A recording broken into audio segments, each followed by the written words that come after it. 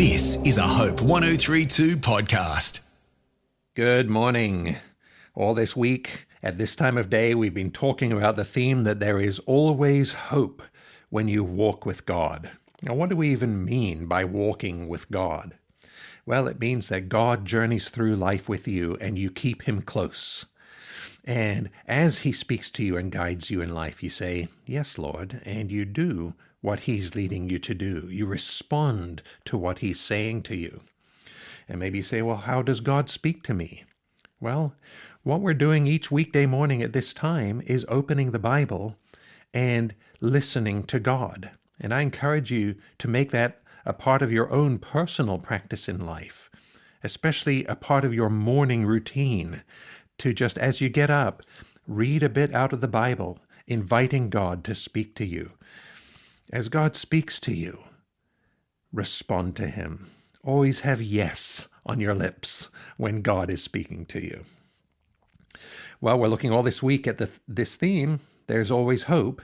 And I don't know what you're facing in your life, but as you think about that, even maybe bringing up the topic and thinking about it is stressing you out. It's making you nervous. We can get short of breath. Our heart can beat irregularly. We can sweat. All of these physical things just manifesting how worked up we are about a hopeless situation that we're in. We can become quite depressed and hopeless. But there is always hope. And we've looked at two foundations of hope out of this story in the Bible where these three men, Shadrach, Meshach, and Abednego, did not worship an idol set up by the king of Babylon. The king became furious and said, "I'm giving you one more chance, then I'm throwing you into a furnace of fire.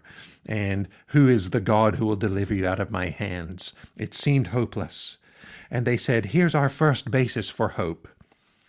Our God whom we serve is able to deliver us. We serve a God who can reach into any situation, no matter how hopeless it seems, and deliver us. Secondly, they said, our second basis for hope is that God is for us. He will deliver us, O King. They were confident that God was on their side, and no matter how desperate your situation, you can be sure God is on your side. The third basis for their hope was this: this world is not the big thing. It's just a warm-up for the big thing. Death is not the end of your existence, it's just a doorway into an eternal future. And as a person with a relationship with God through Jesus Christ, you have an eternal future with God. That is the big thing. That's what matters. The situations of this world and this life simply are gearing you up for that eternal existence. And here's what these three guys say to the king of Babylon. They say, God will deliver us out of your hand, O king, but if not, even if he doesn't deliver us, be it known to you, O king, that we will not serve your gods or worship the golden image that you have set up. Even if God doesn't deliver us, we are still not going to do that, because we know that what happens to us in this world is not the big thing. It's not the end. Our hope looks forward to the next world. Jesus was crucified on Friday, but he knew that Sunday was coming when he would be raised from the dead. David said, I walk through the valley of the shadow of death.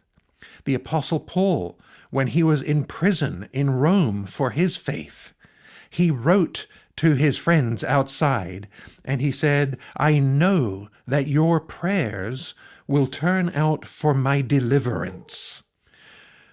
Paul, when he was in prison in Rome for his faith, wrote to his friends outside and said, I know that your prayers for me will turn out for my deliverance, listen, whether by life or by death. Either way, I'm going to be set free from this suffering, and what matters is not what happens now, but the next life, What happens when I walk through the doorway of death? This is our hope as Christians. I'm John North.